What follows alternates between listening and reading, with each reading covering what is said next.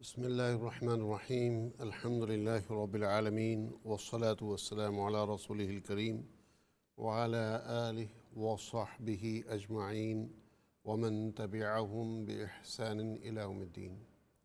أما بعد، فإن الله سبحانه وتعالى يقول في كتابه العزيز والفرقان الحميد: فأعوذ بالله السميع العليم من الشيطان الرجيم. كل نفس ذائقة الموت وإنما توفون أجوركم يوم القيامة فمن زحزح عن النار وأدخل الجنة فقد فاز وما الحياة الدنيا إلا متاع الغرور. صدق الله العظيم. إن الله وملائكته يصلون على النبي يا أيها الذين آمنوا صلوا عليه وسلموا تسليما. اللهم صل وسلم وبارك على سيدنا محمد وعلى آله وأصحابه وأزواجه وذرياته وأهل بيته وخلفائه ومن تبعهم بإحسان إلى يوم الدين رضوان الله تعالى عليهم أجمعين. ناظرین اکرام، السلام علیکم ورحمۃ اللہ وبرکاتہ۔ آج اپنے ٹاپک اور پروگرام کے آغاز کے شروع میں اور تفسیر کے اوپر جانے سے پہلے میں 5 منٹ آپ کے لینا چاہوں گا، کیونکہ آج کا دن وہ دن ہے کہ ہم نے ایک اس شخصیت کو، اس ہستی کو قبر میں اتارا ہے، دفن کیا ہے، جنازہ ادا کی ہے، کہ جن کے بارے میں یہ کہا جا سکتا ہے کہ دنیا کی بہترین خواتین میں سے ایک ہے رہیں۔ خصوصاً برطانیہ میں جو ہے شاید ہی کوئی ایسی خاتون ہو عافیہ، پاک اور زاہدہ، تقوی کا اختیار کرنے والی، علم پھیلانے والی شخصیت۔ میں نے سوچا کہ جب کسی بڑے عالم کا انتقال ہوتا ہے تو بے شمار پروگرام ہوتے ہیں اور ہر ایک کی طرف سے اس کے اوپر بیانات آتے ہیں، اور رائٹلی سو، لیکن ایک اتنی بڑی شخصیت کا انتقال ہوا ہے، چونکہ وہ خواتین میں سے ہیں، اس لیے سب کا حق بنتا ہے کہ ان کے بارے میں تھوڑا سا جانیں۔ تو زیادہ تفصیل میں تو نہیں جاؤں گا، بس صرف اتنا کہوں گا کہ یہ حضرت مولانا یونس صورتی دامت برکاتہم ان کی اہلیہ ہیں جن کا انتقال ہوا۔ قاری بند الہی رحمۃ اللہ علیہ ان کی بہو ہیں۔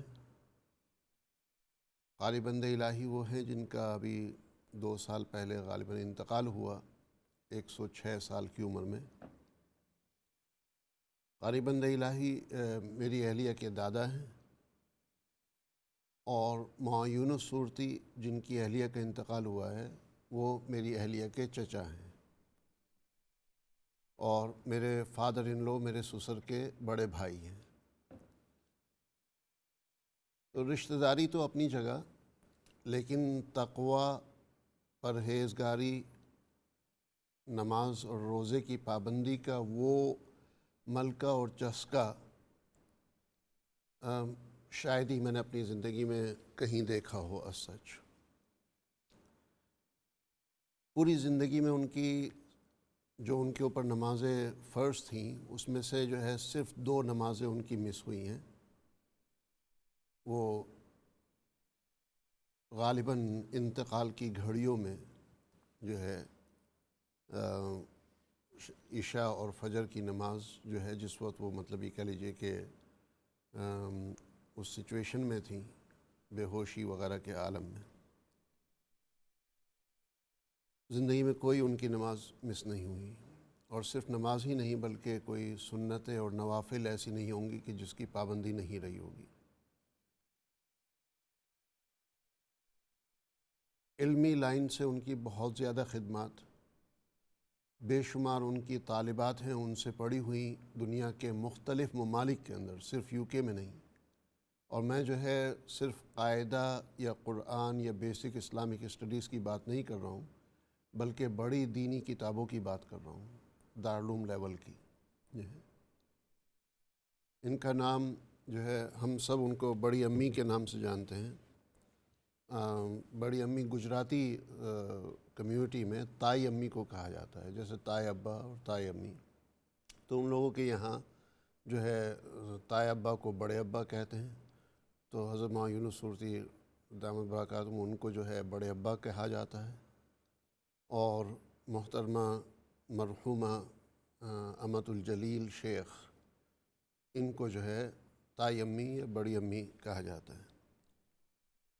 اور تقریباً سبھی جو ہے صرف ہمارے خاندان کے لوگ نہیں، بلکہ جو ہے ان کے علاقے کے لوگ اور دور دراز کے لوگ جو ہے وہ بھی اسی نام سے ان کو پکارتے آ رہے تھے۔ اور پردے کے لحاظ سے اگر میں بتاؤں آپ کو کہ میری شادی کو جو ہے ماشاءاللہ تقریباً 25 سال ہو رہے ہیں۔ یہ 25 سال کے قریب جو ہے میری شادی کو ہو رہے ہیں۔ 25 سال میں میں نے ان کو نہیں دیکھا، میرے سامنے نہیں آئی وہ کبھی، مجھے ان کی شکل نہیں پتہ کیسی ہے، حالانکہ میری اہلیہ کی سگی چچی ہے۔ میری تو بات چھوڑیں، اور جو رشتے کے لوگ ہیں، مثلاً میرے فادر ان لو جن کے بھائی کی یہ بیوی ہے، یعنی بھابھی ہوئیں، انہوں نے میرے فادر ان لو کے اور بھائی جو ہے انہوں نے بھی ان کو کبھی نہیں دیکھا بغیر پردے کے۔ مطلب برقعے میں اگر بات کی ہے تو وہ الگ بات، برقع پہن کر کے یا اوڑھنی ڈال کر کے جو ہے ان کے سامنے اگر آئی ہیں تو وہ الگ بات، لیکن بغیر پردے کے ان کو کبھی نہیں دیکھا۔ ان کے گھر میں نہ ٹی وی، نہ ریڈیو، نہ کوئی اخبار، نہ کوئی میگزین، نہ کوئی رسالہ، کوئی ایسی چیز نہیں۔ ان کی والدہ کا جس وقت انتقال ہوا تو انہوں نے 3 بیٹیاں تھیں ان کی جو ہے، 3 بیٹیاں تھیں جس میں سے ابھی ماشاءاللہ 2 ابھی باقی ہیں۔ تو وہ تینوں بیٹیوں کو باری باری بلایا اپنے پاس، پہلے ایک کو، پھر دوسری کو، پھر تیسری کو، اور ان کو نصیحت کی، بلکہ یہ کہہ لیجیے وصیت کی کہ پاکی اور صفائی ستھرائی کا خیال رکھنا، نمازوں کی پابندی رکھنا، اور روزے زکوٰۃ اس کا خیال رکھنا۔ مطلب یہ ان کو سمجھایا، حالانکہ وہ جو ہے چھوٹی تھیں، کم عمر تھیں یہ بچی ہیں اس وقت۔ تینوں کو سمجھایا، اور اس کے بعد قبلہ رخ منہ کیا اپنا، کلمہ پڑھا، اور وہیں انتقال ہو گیا چند سیکنڈوں کے اندر۔ کوئی سکرات کی وہ پریشانی نہیں ہے۔ وہ ان کا بھی جو انتقال ہوا تو ان کی طبیعت خراب ویسے چل رہی تھی جو ہے اولڈ ایج کی وجہ سے، 74 کی ایج تھی ماشاءاللہ، تو طبیعت خرابی مطلب تھی جو ہے، لیکن کوئی ایسی سیریس طبیعت خراب نہیں تھی کہ کوئی یہ سوچ سکے کہ ابھی بھائی ان کا جو ہے کچھ کہا نہیں جا سکتا۔ اور ہاسپٹل کبھی بھی جانے کے لیے تیار نہیں ہوتی تھی وہ، اس لیے کہ بھائی وہاں پر جو ہے غیر مرد مجھے دیکھیں گے، اور ان کی چاہت یہی تھی کہ زندگی میں ان کو ہاسپٹل نہ جانا پڑے۔ اور جو ہے بس جس دن انتقال ہوا ہے اس سے 1-2 دن پہلے ذرا بخار وغیرہ کچھ زیادہ رہا، متھلی ہوئی، وامیٹنگ ہوئی، جو کہ مطلب کوئی ایک لحاظ سے یہ کہہ لیجیے کہ بہت بڑی بیماری نہیں ہے۔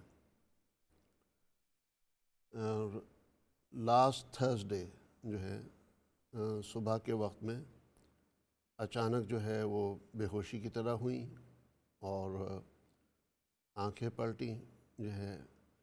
اتنے میں ان کے بیٹے اور ان کے بھانجے وغیرہ آ گئے ان کے پاس، آ کر کے ان کو کہنا شروع کیا کلمہ پڑھو، تو ماشاءاللہ کلمہ پڑھا۔ اور جو ہے مطلب کوئی چوائس نہ ہوتے ہوئے بیٹوں کو جو ہے، بیٹے ایک ہی بیٹا ہے، ایک بیٹا اور ایک بیٹی، زین العابدین اور اسما، تو ان کو جو ہے ایمبولینس بلانی پڑی کہ بھائی اس وقت تو اب ہاسپٹل لے جانا پڑے گا۔ تو وہ شخصیت جن کا یہ تھا زندگی میں کہ مجھے کبھی ہاسپٹل جانا نہ پڑے، چونکہ وہاں غیر مرد مجھے دیکھیں گے یا علاج کریں گے، اور خصوصاً ان ممالک کے اندر جو ہے پردے کی پابندی نہیں ہوگی، تو ایمبولینس آئی۔ ایمبولینس میں جس وقت لے جا رہے تھے تو ایمبولینس جو آئی اتفاقاً جو ہے اس کی ڈرائیور بھی اور اسسٹنٹ بھی، دونوں جو ہے ایمبولینس کے اسٹاف فیمیل، اور راستے میں ہی ایمبولینس میں ہی ان کا انتقال ہو گیا، ہاسپٹل ایڈمٹ ہونے کی نوبت نہیں آئی۔ جس کا ایمبولینس میں انتقال ہوتا ہے وہ ہاسپٹل کیس نہیں بنتا، جو ہے چونکہ ہاسپٹل میں ایڈمٹ ہی نہیں ہوئے وہ، تو پھر وہ الگ سے اس کو ڈیل کیا جاتا ہے، جیسے گھر پہ کسی کا انتقال ہوتا ہے یا کہیں اور ہوتا ہے، تو اس طرح جو ہے۔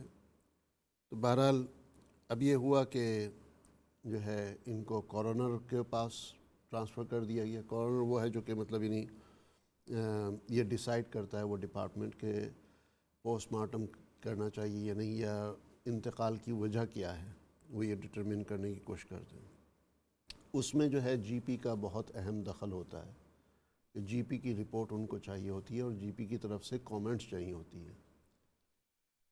تو بہرحال ان کے جی پی جو ہے ان کو رابطہ کیا، انہوں نے تھرسڈے انتقال ہوا تو تھرسڈے ہی رابطہ کر لیا غالباً، جہاں تک مجھے اطلاع ہے، یا لیٹسٹ بائی فرائیڈے۔ جی پی کی طرف سے فرائیڈے کو انہوں نے رپورٹ بھیج دی، لیکن کوئی کامنٹس انہوں نے نہیں لکھے۔ کامنٹس انہوں نے اس لیے نہیں لکھے، اور یہ بات ہم سب کے لیے ایک بہت بڑا لیسن ہے، یہ جتنا یہ لاک ڈاؤن کے ٹائم کے اوپر یہ بہت بڑی، یہ کہہ لیجیے کہ علامت اور نشانی ہے، وارننگ کے طور پہ ہم سب کے لیے، کہ چونکہ ان کے ڈاکٹر رجسٹر تھے لیسٹر میں، اور ان کا انتقال ہوا ہے الفرڈ میں، ایسٹ لندن میں، یہ ہے تو ان کے رجسٹرڈ ایڈریس سے 110 میل کا فاصلہ۔ تو جی پی وغیرہ پریشان کہ مطلب یعنی اب انتقال ہوا ہے وہاں پر، انہوں نے جو ہے ادھر ٹریول کیا لاک ڈاؤن کے ٹائم پر، لاسٹ 28 ڈیز میں جی پی نے نہیں دیکھا ان کو، لاسٹ جو دیکھا تھا وہ اپریل میں دیکھا تھا، رمضان میں جو ہے، اور اس وقت ایک ٹیسٹ، بلڈ ٹیسٹ وغیرہ یا کچھ ٹیسٹ کے لیے بلایا تھا۔ تو اب چونکہ جی پی نے ان کو دیکھا بھی نہیں کچھ مہینوں سے، اور لاک ڈاؤن کے ٹائم پر ہیں، اور لیسٹر کی رہائش ہے ان کی، جو کہ اس وقت کرنٹلی ایز وی اسپیک ابھی بھی لاک ڈاؤن میں ہے، تو نارمل حالات میں ٹریولنگ کی اجازت نہیں ہے۔ ان کی ٹریولنگ کیوں ہوئی لاک ڈاؤن کے ٹائم پر؟ چونکہ ان کا بیٹا اور بیٹی جو ہے الفرڈ میں ہے، تو یہ ہوا کہ رمضان کے آخر میں طبیعت ان کی کچھ اوپر نیچے ہو رہی تھی، کبھی بخار، کبھی یہ وہ جو ہے ہلکا، مطلب کوئی خاص سیریس نہیں لیکن پھر بھی، تو بیٹا بیٹی جو ہے ان کے پاس الفرڈ میں آ جائیں، بیٹا بیٹی کے ساتھ، اور جو ہے وہاں پر ان کے بہن بھی ہیں، جو ہے سگی بہن، ایک ہی بہن ان کی یو کے میں ہے، باقی اور کوئی مطلب بیٹا بیٹی بہن اس فیملی کے علاوہ اور کوئی جو ہے قریبی سگے رشتہ داروں میں سچ نہیں ہے۔ ہسبینڈ بھی ان کے جو ہے ہندوستان میں ہے اس وقت۔ تو یہ بہت بڑا یہ کہہ لیجئے کہ چوکنا کر دینے والا، حیران کر دینے والا پوائنٹ تھا کہ ایک شخص کا انتقال ہو رہا ہے کسی اور علاقے میں جہاں پر ان کا رجسٹرڈ ایڈریس نہیں ہے، اور وہ جی پی جو ہے پھر ریلیکٹنٹ ہوتے ہیں اس میں رپورٹ دینے میں۔ بہرحال پھر جو ہے جی پی کی طرف سے رپورٹ ایشو ہوئی، ایک لیٹر ایشو ہوا منڈے کے دن، لیکن اس سے جو ہے کورونر کو فیصلہ کرنے میں یہ کورونر اور کورونا دونوں الگ چیز ہیں، تو اس کا کورونا سے جو ہے کوئی تعلق نہیں ہے۔ کورونر وہ ڈپارٹمنٹ ہے جو پہلے سے صدیوں سے یہ کہہ لیجیے وہ ڈپارٹمنٹ ہے جو یہ ڈٹرمن کرتا ہے کہ کوز آف ڈیتھ کیا ہے۔ تو وہ جی پی کا لیٹر دیکھنے کے بعد ان کو اور کنفیوژن ہوا.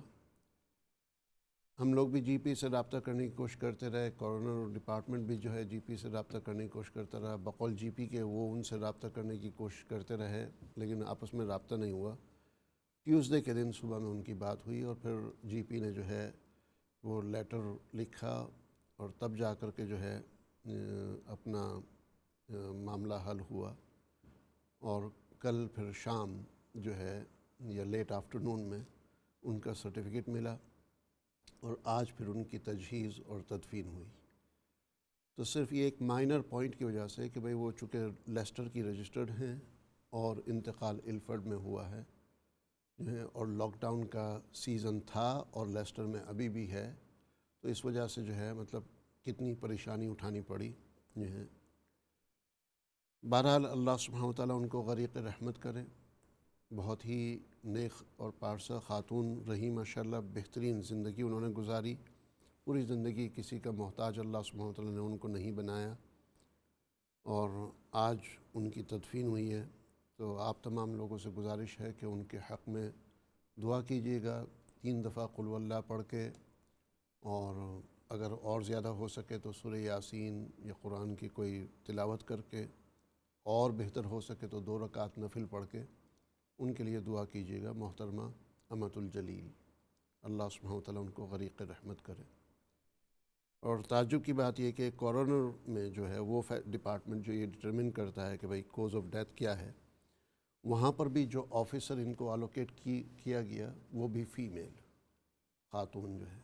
تو ان کا کیس ان کے مرنے کے بعد جو ہے، دنیا سے رخصت ہونے کے بعد ان کا کیس جس نے ہینڈل کیا وہ بھی خاتون ماشاءاللہ. بہرحال الحمدللہ اللہ سبحانہ وتعالیٰ جو ہے جو چاہتا ہے وہ کرتا ہے، اور اب وہ ہمارے درمیان میں نہیں ہے. اور انسان جو ہے جس وقت گزر جاتا ہے اس وقت اس کی قدر ہوتی ہے. بسا اوقات مذاق میں ہم یہ کہتے ہیں کہ جو ہے آپ کتنے اچھے ہیں یہ سننے کے لیے آپ کو مرنا پڑتا ہے، مرنے کے بعد پھر لوگ کہتے ہیں کہ کتنے اچھے تھے، کتنے اچھے ہیں. تو مبارک ہیں وہ لوگ کہ جن کو زندگی ہی میں سننا پڑتا ہے کہ آپ اچھے ہیں ماشاءاللہ. اللہ سبحانہ وتعالیٰ ان کو اچھا اور سلامت رکھے، سلامتی اور عافیت کے ساتھ رکھے، حسد کینہ عداوت بغض سے بچائے انشاءاللہ.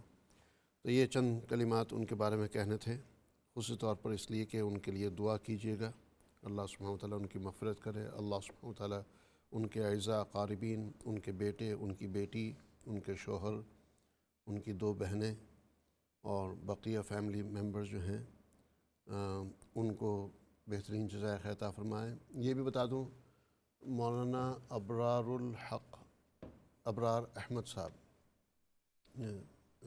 وہاں ابرار احمد صاحب ترکیسر میں استاذ تھے دارالعلوم میں، بہت ہی زبردست عالم، پوری دنیا کے اندر کافی مشہور ماشاءاللہ.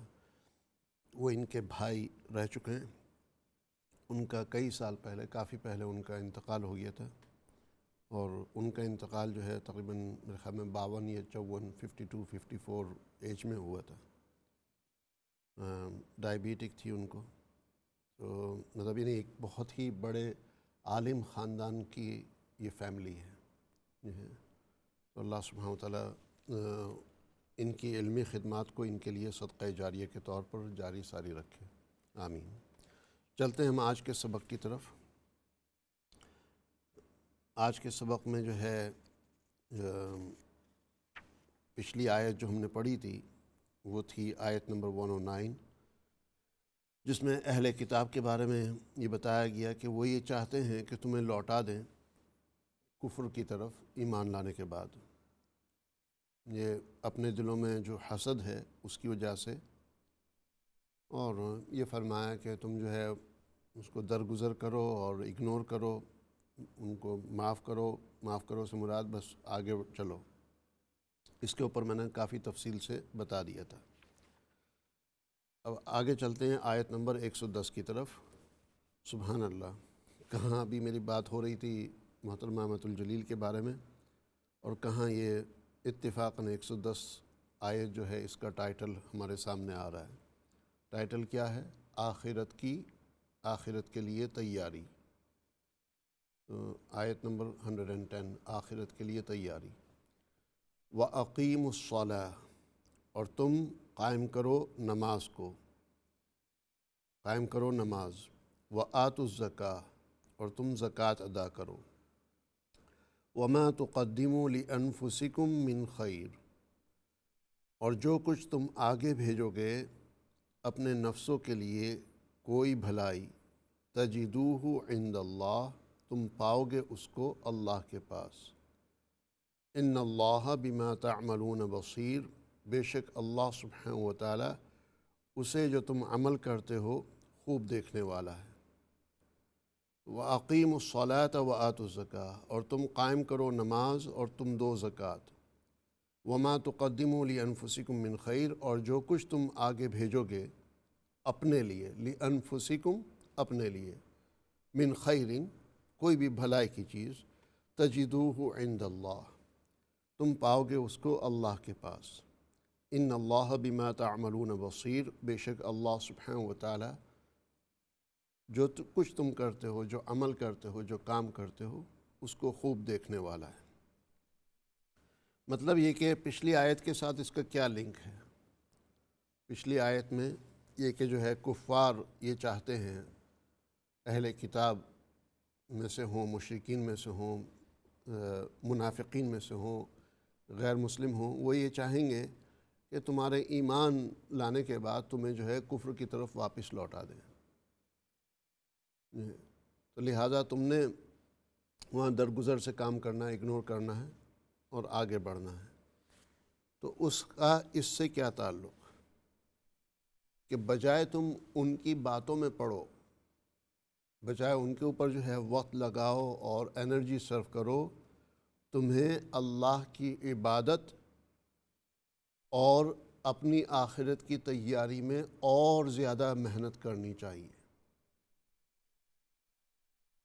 ایسے لوگوں کے پیچھے وقت ضائع نہ کرو، اپنی آخرت سنوارو، اپنی آخرت کو بناؤ، نماز قائم کرو اور زکوٰۃ ادا کرو، اور جو کچھ تم آگے بھیجو گے کوئی بھی بھلائی کی چیز، یعنی آخرت کے لیے، تجدوہ عند اللہ، تم پاؤ گے اس کو اللہ کے پاس۔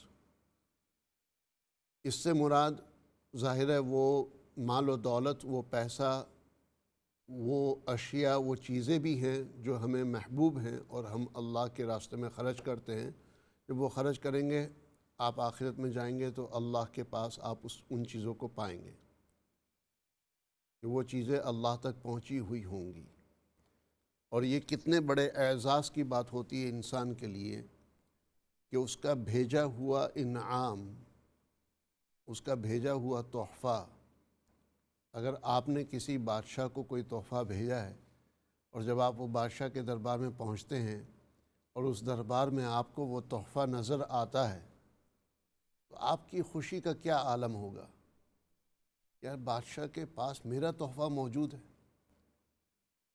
میں نے جو چیز آگے بھیجی تھی جو ہے وہ ان کے پاس موجود ہے۔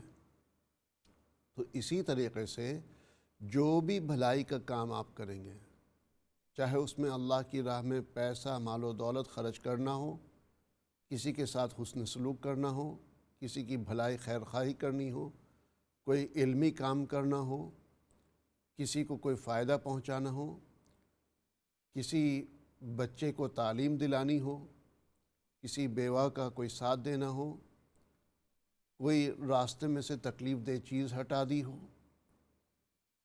کسی کے لیے جو ہے دروازہ کھول دیا ہو، کسی کو پانی پلا دیا ہو، کسی کے لیے کوئی نہ کوئی سہولت اور آسانی پیدا کر دی ہو، لوگوں کے رشتہ داروں کے، اعزاء اقاربین کے حقوق ادا کیے ہوں، یہ سارے کام بھلائی کے ہیں، بھلائی کے بے شمار کام ہیں۔ بس یہ سمجھ لیجئے کہ آپ کی جو 24 گھنٹے کی زندگی ہے، اس 24 گھنٹے کی زندگی میں جو بھی کام آپ کرتے ہیں وہ بھلائی کا کام ہو سکتا ہے اگر اس کو صحیح طریقے سے کریں۔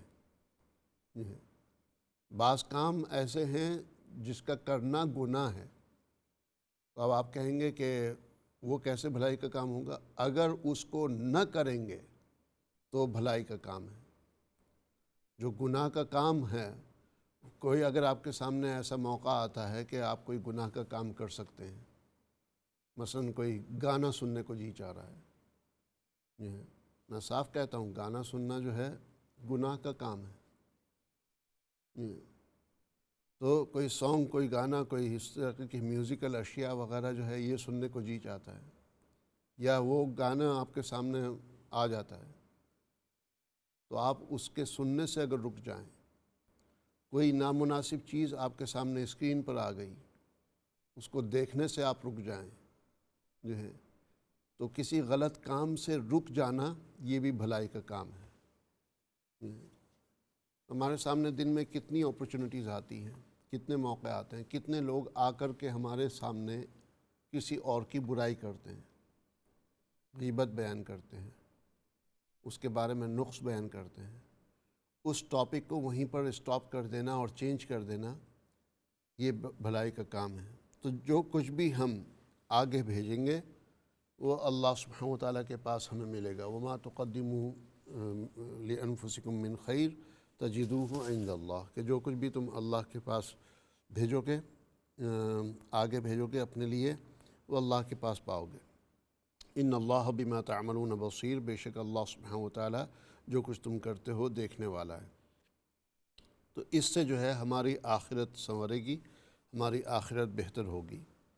دنیا کی زندگی کا ایک ایک سانس ہماری آخرت کی لاکھوں کروڑوں سالوں کی زندگی یا تو بناتا ہے یا بگاڑتا ہے۔ ایک ایک سانس، ایک ایک لمحہ، ایک ایک آن، ایک ایک گھڑی۔ اب آپ خود اندازہ لگا لیں کہ آپ کی جو 24 گھنٹے کی زندگی ہے اس میں کتنے آپ جو ہے گناہوں سے رکتے ہیں، کتنا وقت آپ جو ہے اچھے کاموں میں لگاتے ہیں۔ صرف عبادت کی بات نہیں کر رہا ہوں میں، اچھے کاموں میں کتنا وقت لگاتے ہیں، کتنا وقت آپ جو ہے برے کاموں میں لگاتے ہیں، یا ان چیزوں میں جو نہ اچھی ہے نہ بری، کوئی فائدے کی چیز نہیں ہے، اس میں لگاتے ہیں۔ تو یہ فیصلہ کر لیجیے، قیامت کے دن یہی پچھتاوا ہوگا ہمیں، آخرت میں یہی پچھتاوا ہوگا کہ وہ گھڑیاں جو ہم نے دنیا کے اندر گزاری ہیں اللہ کے ذکر کے بغیر، وہ ایام جو ہم نے گزارے ہیں اللہ کی راہ میں صدقہ کیے بغیر، اللہ کی عبادت کے بغیر جو وقت ہم نے گزارا ہے اس کے اوپر ہمیں افسوس ہوگا، اس پہ صدمہ ہوگا۔ تو لہذا اس دنیا کا ایک ایک لمحہ، ایک ایک گھڑی، ایک ایک آن، ایک ایک سانس کیا بلکہ پلک جھپکنا جو ہے، مائکرو سیکنڈ بھی اگر آپ کہہ دیں، ایک سیکنڈ کے اگر آپ جو ہے 10 کیا 100 کیا 1000 حصے کر دیں، اس کا 1000واں حصہ بھی اگر لیں تو وہ آپ کی آخرت کی لاکھوں کروڑوں سال کی زندگی بنا سکتا ہے یا بگاڑ سکتا ہے۔ اس حساب سے اگر آج آپ اپنی زندگی گزارنا شروع کر دیں اس استحضار کے ساتھ، اس علم کے ساتھ، اس بات کو ذہن میں رکھتے ہوئے کہ میرا ایک ایک لمحہ، ایک ایک سیکنڈ آخرت کی لاکھوں کروڑوں سال کی زندگی بنائے گا یا بگاڑے گا، تو میں سمجھتا ہوں بہت سے غلط کاموں سے آپ بچ جائیں گے، بہت سی غلط باتوں سے آپ بچ جائیں گے۔ تو آخرت بنائیے، آخرت سنواریے۔ آگے چلتے ہیں، واپس جو ہے ٹاپک آتا ہے یہودیوں کی طرف۔ جھوٹا دعویٰ یہ ہے، یہود اور نصارہ دونوں کی بات ہو رہی ہے۔ آیت نمبر 111، پیج نمبر تفسیر اظہار القرآن کا 187، سورۃ البقرہ پارٹ نمبر 1 چیپٹر نمبر 2، پہلا سپارہ، دوسری سورت، پیج نمبر 187، تفسیر اظہار القرآن کا۔ جھوٹا دعویٰ۔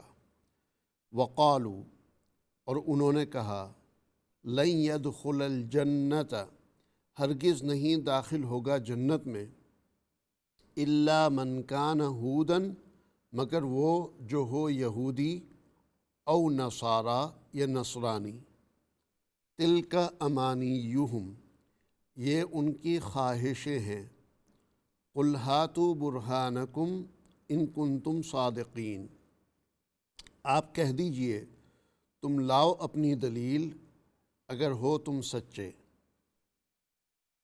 کیا مطلب؟ ایک دفعہ اور ترجمہ کرتے ہیں.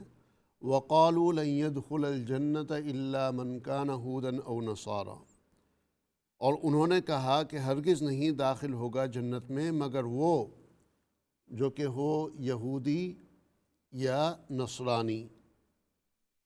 تلک امانیہم، یہ ان کی سوچ ہے، یہ ان کی چاہتیں ہیں، یہ ان کی خواہشات ہیں، یہ جو ہے ان کی یہ کہہ لیجیے مس انڈرسٹینڈنگ ہے، یہ ان کی خوش فہمی ہے. تلک امانیہم. قل، آپ کہہ دیجئے، ہاتو برہانکم، لے کر کے آؤ تمہاری دلیل، ان کنتم صادقین، اگر تم سچے ہو. مطلب یہ کہ دعویٰ یہ نہیں ہے کہ جو ہے ایک مذہب کے لوگ وہ یہ دعویٰ کرتے ہیں، مثلا یہودی یہ دعویٰ کرتے ہیں کہ یہودی اور نصرانی جو ہے جنت میں جائیں گے، یا نصرانی یہ دعویٰ کرتے ہیں کہ نصرانی اور یہودی جنت میں جائیں گے. نہیں، یہودی دعویٰ کرتے ہیں کہ صرف یہودی جنت میں جائیں گے، نصارہ دعویٰ کرتے ہیں کہ صرف نصارہ جنت میں جائیں گے.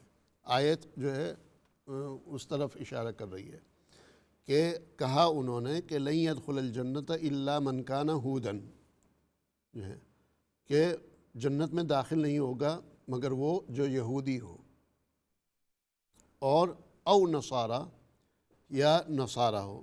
کہ مطلب یہ کہا کہ لن يدخل الجنت الا من کان نصارہ، کہ جو نصرانی ہو. اس لیے کہ اگر آپ جو ہے یہودیوں سے پوچھیں کہ عیسائی جنت میں جائیں گے، وہ کہیں گے ہرگز نہیں. عیسائیوں سے پوچھیں کہ وہ جنت میں جائیں گے، وہ کہیں گے ہرگز نہیں.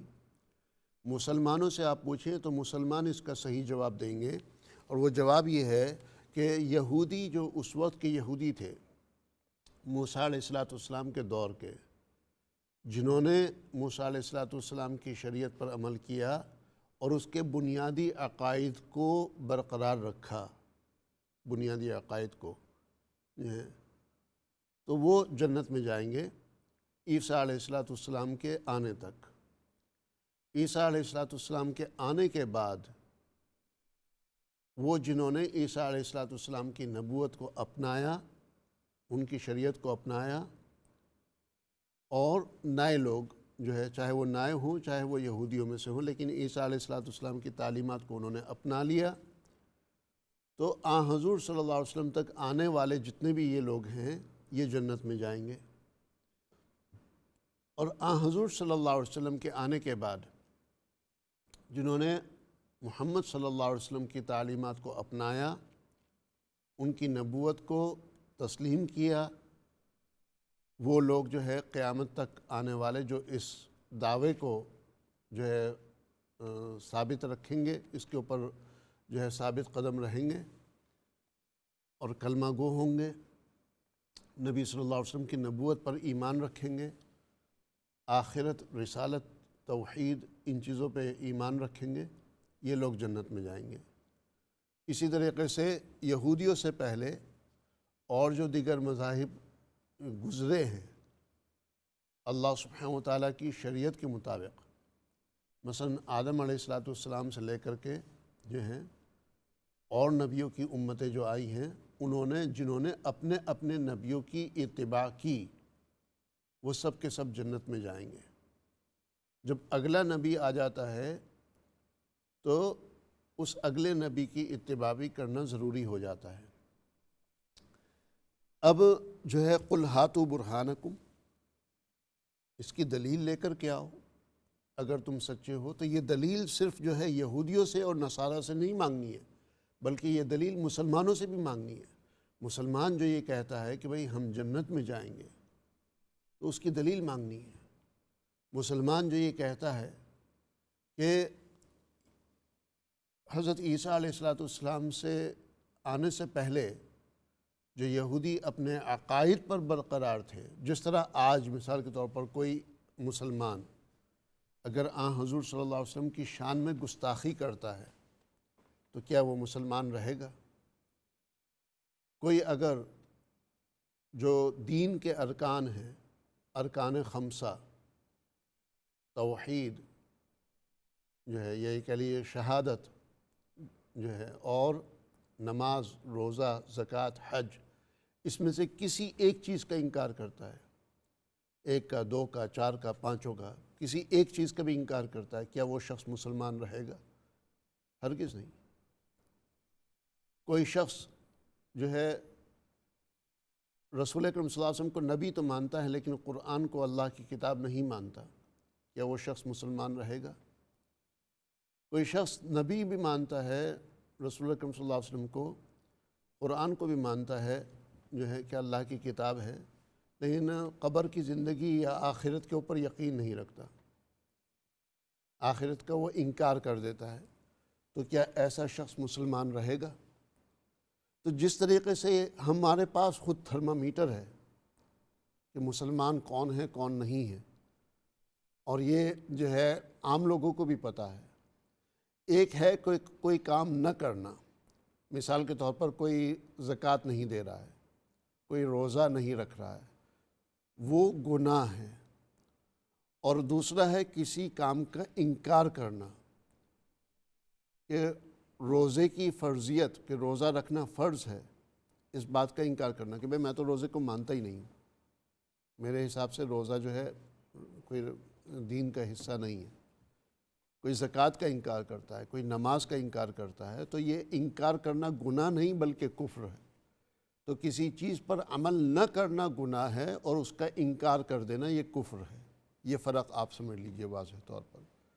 تو اسی طریقے سے یہودیوں میں اور نصارہ میں، کرسچنز میں، وہ لوگ جنہوں نے اپنے اپنے نبیوں کی اتباع کی، ان کی فرما برداری کی، اور جو دین کے ارکان تھے اس کی خلاف ورزی نہیں کی، تو وہ ہماری زبان میں مسلمان ٹھہرے، یعنی اپنے صحیح راستے والے ٹھہرے، ہمارے لحاظ سے وہ جنتی ہوئے۔ بہرحال جو ہے اب اس کی کیا دلیل ہے کہ بھئی حضور صلی اللہ علیہ وسلم کے آنے کے بعد جو ہے حضور صلی اللہ علیہ وسلم کی تعلیمات پر عمل کرنا یہ یہودیوں کے لیے بھی ضروری اور عیسائیوں کے لیے بھی ضروری۔ اس کی دلیل یہ ہے کہ خود تورات میں اور انجیل میں، دونوں کتابوں میں جو ہے حضور صلی اللہ علیہ وسلم کے تذکرے موجود ہیں، حضور صلی اللہ علیہ وسلم کے احوال موجود ہیں۔ اسی وجہ سے تو حضور صلی اللہ علیہ وسلم کے آنے سے پہلے، اور آنے سے چند سال پہلے نہیں بلکہ یہ کہہ لیجیے کہ صدیوں تک کے یہودی حضرات حضور صلی اللہ علیہ وسلم کا انتظار کر رہے تھے، ان کو انتظار تھا، ان کو اس بات کی جو ہے شدت سے جو ہے یہ کہہ لیجیے کہ امید تھی کہ ہماری زندگی میں یہ آخری نبی آ جائیں گے۔ فرق اتنا ہے کہ ان کو بس یہ تھا کہ جو ہے یہ نبی یہودیوں میں سے ہوں گے یا بنی اسرائیل میں سے ہوں گے،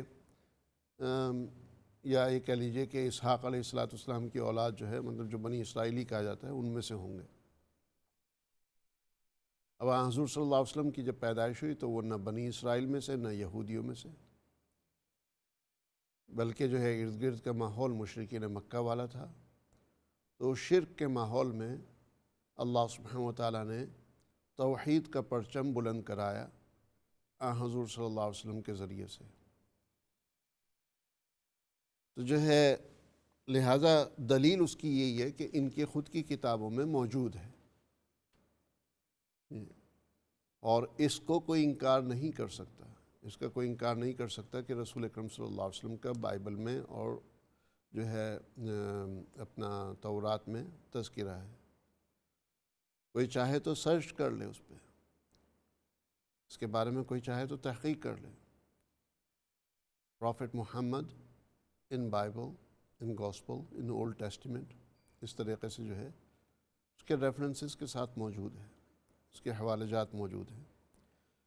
رسول اکرم صلی اللہ علیہ وسلم کے آنے کے بعد دنیا جو ہے وہ ترقی کرتی رہی، وہ سکڑتی گئی، پہلے دور میں یہ ہوتا تھا کہ دنیا کے ایک علاقے کا دوسرے علاقے سے تعلق نہیں ہوتا تھا۔ ایک قوم دنیا کے ایک علاقے میں جو ہے زندہ ہو کر کے مر جاتی تھی، دوسرے علاقے میں دوسری قوم زندہ ہو کر کے مر جاتی تھی، اس پوری صدی گزر جاتی تھی، ان کو نہیں پتہ ہوتا تھا کہ ادھر بھی کچھ لوگ ہیں، ادھر والوں کو نہیں پتہ ہوتا تھا کہ ادھر کچھ لوگ ہیں، دونوں کا آپس میں کوئی ربط نہیں تھا۔